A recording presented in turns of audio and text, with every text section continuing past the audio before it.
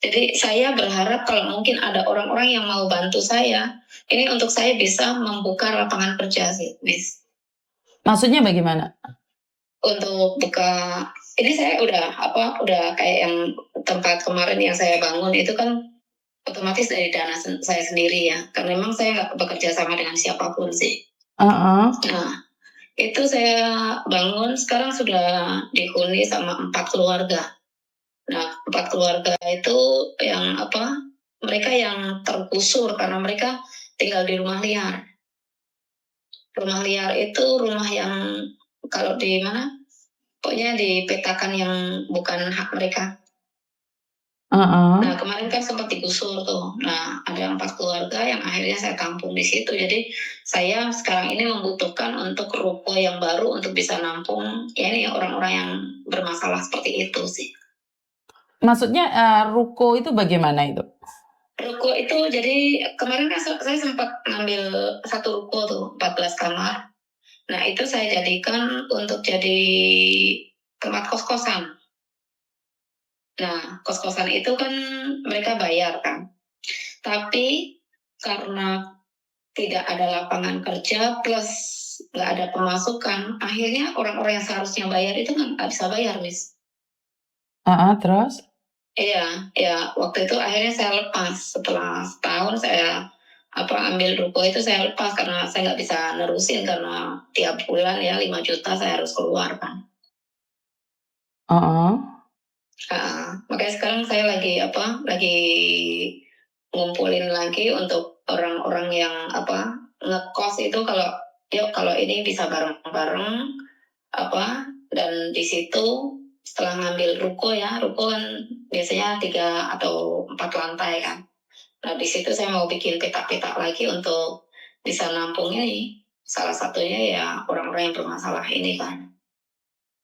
Maksudnya adalah kamu menampung orang-orang yang bermasalah, tapi kamu nggak ada modal atau nggak ada tempat kerja atau seperti apa, saya nggak paham. Saya ini kan sukarelawan, Miss. Saya sukarelawan secara ini ya susah.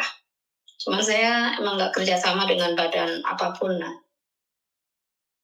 Oke. Iya, jadi kayak contohnya yang PMI yang di pokoknya daerah Selangor tuh, Kuala Lumpur. Nah, itu saya ada banyak sekali yang mau pulang, tapi karena mereka nggak berani untuk menghadapi konsekuensi kan, akhirnya mereka ya udah di sini aja. Itu yang ada yang namanya tempat itu Sungai Cincin. Kampung itu dihuni sama semua orang-orang Indonesia. Mereka udah berumah tangga di sana, dapat orang-orang Rohingya, dapat orang-orang yang Myanmar itu, orang Rohingya. Dan mereka ketika mau pulang kan mereka harus bawa paling enggak uang untuk nebus diri mereka karena mereka udah overstay kan. Iya, itu ada ratusan Miss kalau emang jadi saya sekarang lagi dikasih beban untuk ini, saya bantu orang-orang yang memang bermasalah inilah. Tadi saya telepon karena mau cerita yang low sih. Oke. Mungkin saya nggak begitu paham ya, karena intinya adalah kamu relawan secara sendiri ada di Medan sana. Kamu tidak ada pendapatan untuk menjadi relawan, bisa dikatakan seperti itu? Ya, boleh dibilang sih, karena memang semua yang saya lakukan ketika datang ke tempat mereka ini kan saya dengan dana sendiri ya, dan ketika saya ada sebagai sukarelawan ini kan waktu saya udah habis di situ. Terutama yang kalau yang Singapura nih kebanyakan majikan-majikan kadang-kadang yang nggak ngasih makanan yang cukup ya. Itu saya ada sekitar 400 TKW yang terkoneksi ke saya. 400 TKW. Kenapa kamu tidak minta bantuan dinas sosial? Karena kalau di dinas sosial, aduh capek, Miss, saya ngomong sama dinas sosial ya. Mereka cuman ini aja, paling foto sama ini. Makanya saya udah dari tahun 2015 ya, saya full time seperti inilah. Yang jelas saya cuma percaya Tuhan saya kaya, itu saja sih. ketika saya masuk ke dinas sosial yang mereka ini data. Ketika mereka tanya data dan akhirnya nggak ada satu tindakan apapun sih. Makanya udah capek. Mereka yang mereka cari kan data sih, Miss. Iya, karena kalau tidak ada data, mereka tidak bisa mengeluarkan uang karena mereka harus laporan juga. Setelah beratus-ratus yang di ini pun juga nggak ada tindak lanjut sih.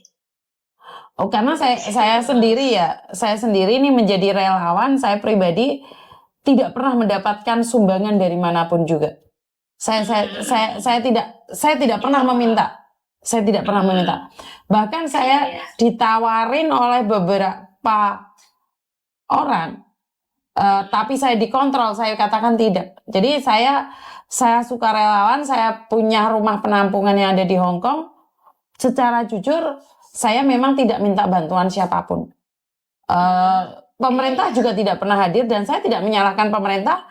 Ya, urusan pemerintah bukan cuma itu aja. Jadi saya tetap berusaha mencari pendapatan lain. Karena itulah ayah saya berpesan, carilah uang, kayalah.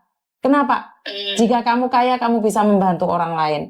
Jadi bohong kalau kamu hidup itu uang itu nggak penting. Itu uang penting. Iya. Uang itu sangat penting. Bagaimana kamu memberi makan orang lain sementara piringmu sendiri kosong? Iya. Kosong, iya. Kan nggak mungkin. Iya.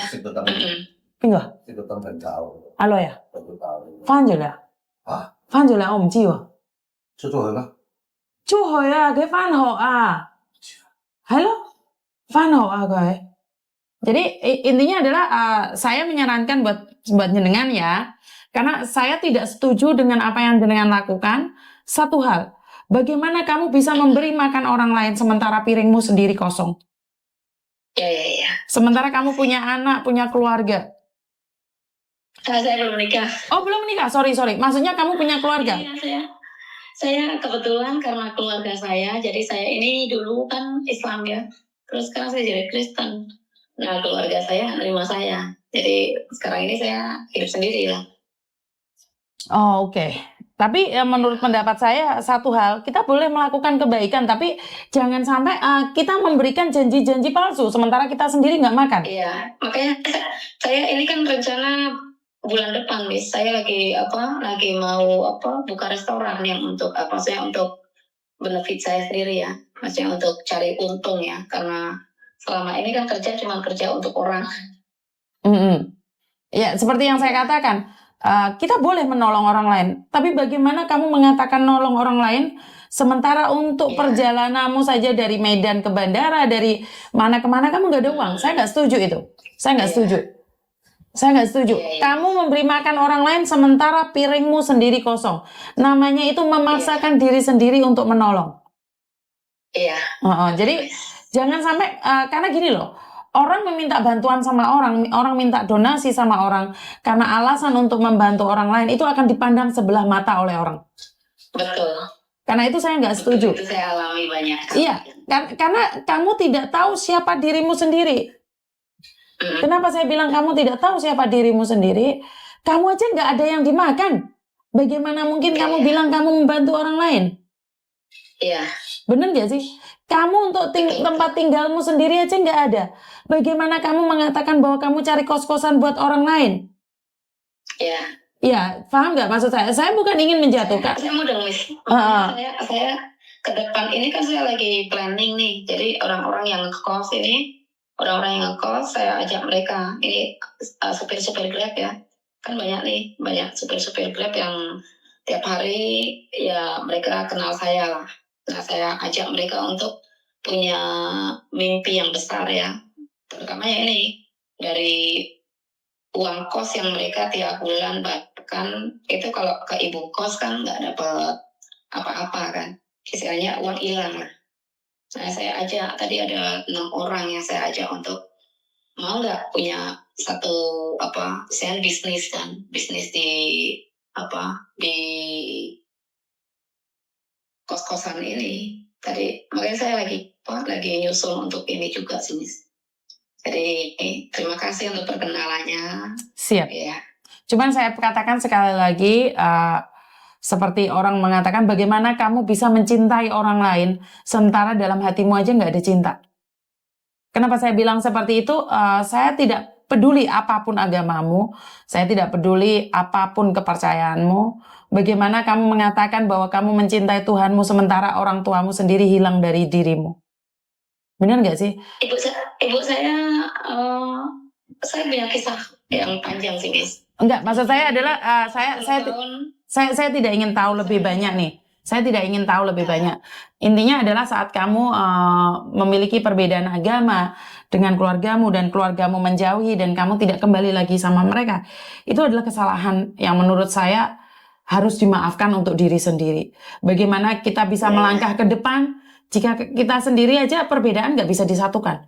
Sementara saya kasih tahu sampean ya, di dalam rumah tangga saya, di dalam keluarga saya, kami itu punya beda-beda agama. Saya ada Hindu, Buddha, Kristen, Katolik, Islam. Tapi kita selalu menjadi satu. Jadi agama bukan menjadi perbedaan bagi kita. Dan kita saling menghormati satu sama lain.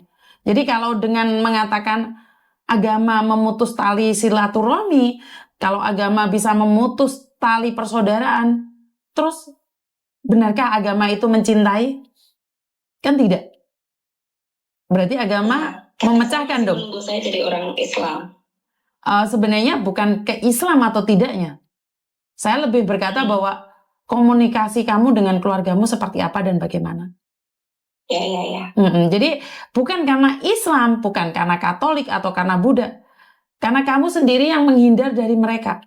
Walaupun mereka membencimu, mereka tetap keluargamu kok. Saya pernah waktu pulang dan benar-benar nggak dibukain pintu, Miss. Iya, orang marah pasti dong. Tapi kan nggak selamanya marah. Iya. Kan nggak selamanya marah. Benar nggak sih? Iya. Dadong dan opung saya beda agama dong. Dadong orang Bali, opung orang Medan. Sudah tahu kan agamanya beda? Kenapa mereka bisa bersatu? Itu karena cinta kasih. Dan mengalah. Benar nggak sih? Jadi sekali lagi kalau sampean mengatakan bahwa perbedaan agama yang memisahkan itu, saya rasa jauh dari kata tidak mungkin ya. Sampean sendiri jangan menutup diri dong. Kalau nggak dimaafkan sekali ya datang lagi dong. Bener nggak sih? Iya. Oke, jadi sukses selalu. Saya berdoa sampean telepon saya lagi. Suatu saat kamu sudah kembali lagi pada keluargamu. Amin. Oke. Ya, terima kasih. Tuhan memberkati. Terima kasih. Tuhan memberkati.